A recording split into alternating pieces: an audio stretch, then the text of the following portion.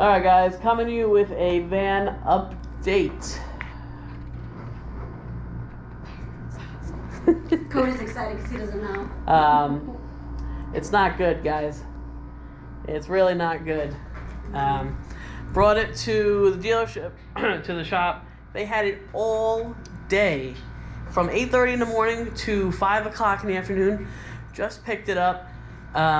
They ran a couple tests on it, and they adjusted the timing, which was apparently off, that the other mechanic swore it was on. He's not even a mechanic. Yeah. I'm not even going to give him that title. Yeah. The bad news is it has 3 cylinders that are misfiring, and the mechanic thinks that cylinders, what is it, 2, 6, and 8, something like that, whatever, are shot, just from driving on the misfires, and just he destroyed it. So I don't know. Stuff in the engine. So yeah, he bent a whole couple of the brackets for the distributor cap.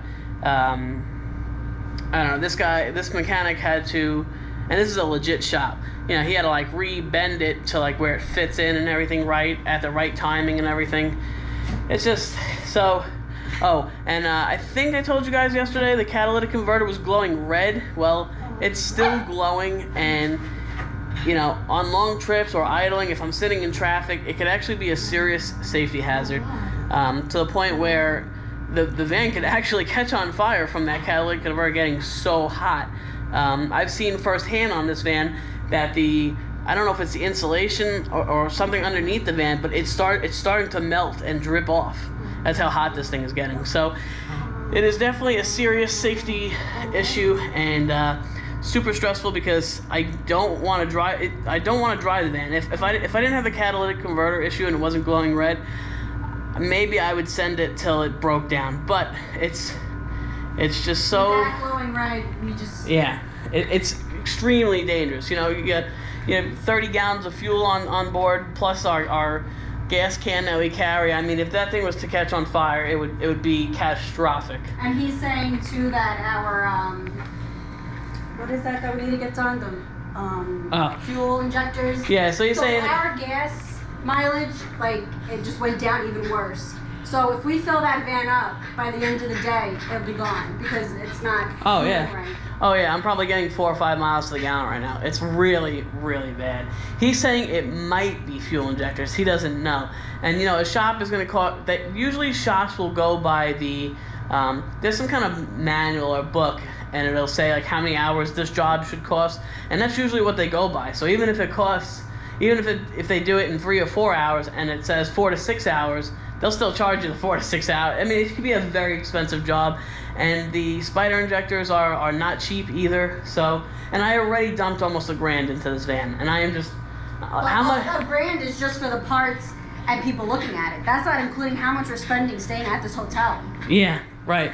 And not to mention, I just put brakes and rotors on this thing. I just installed 300 watts of solar. A new starter. Yeah, right. I just put a brand new starter on it, brand new battery. I mean, I invested a lot of money in this van, and I just don't know how, I want to tap out. I want to get away from it. I'm sick of looking at it. It's really bringing me down, and so is this weather over here. If you guys can see, it's about to pour.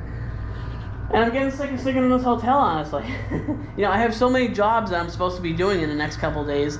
And, you know, as of right now, I can't go to any of them. Not with this van. Because it's just too much of a safety hazard. Sorry. We don't need it to catch on fire while we're going 70 down the highway.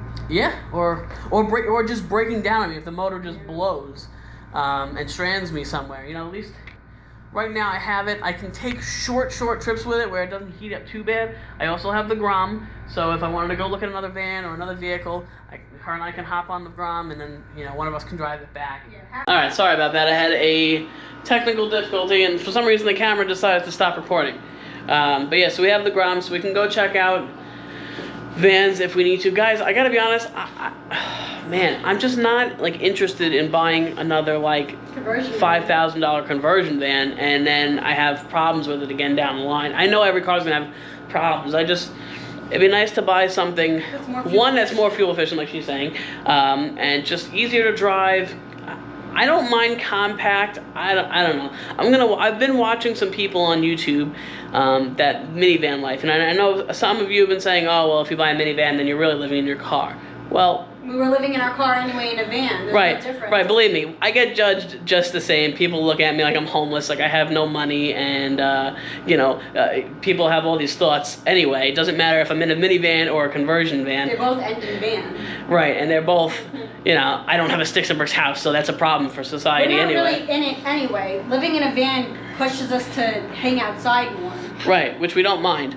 Plus, like I said, the extra gas mileage is kind of better, and maybe the minivan will force me to not carry as much junk with me. Yeah, and like I said, also, I can have the rooftop cargo carrier, and we can put stuff that we don't use all the time up there, but still have it with us. The only thing I'd have to probably do to that thing is put a hitch on it, for the bike. So, I don't know. We're still looking around.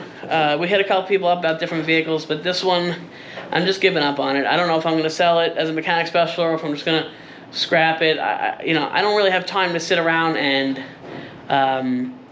show it to a million people for them to say no, or yes. Plus, with the exhaust getting red, I don't need any issues of somebody driving it home and the thing catches on fire. Yeah. So, anyway, we're going to just hang out here, keep an eye on some vehicles. We're supposed to check out tomorrow. Obviously, I'm probably going to have to extend it one more night, unfortunately. We've already spent a ton here. And, all right, so I'll let you guys know tomorrow. I'll give you guys an update. Up, you going to wave bye? Go ahead, wave bye.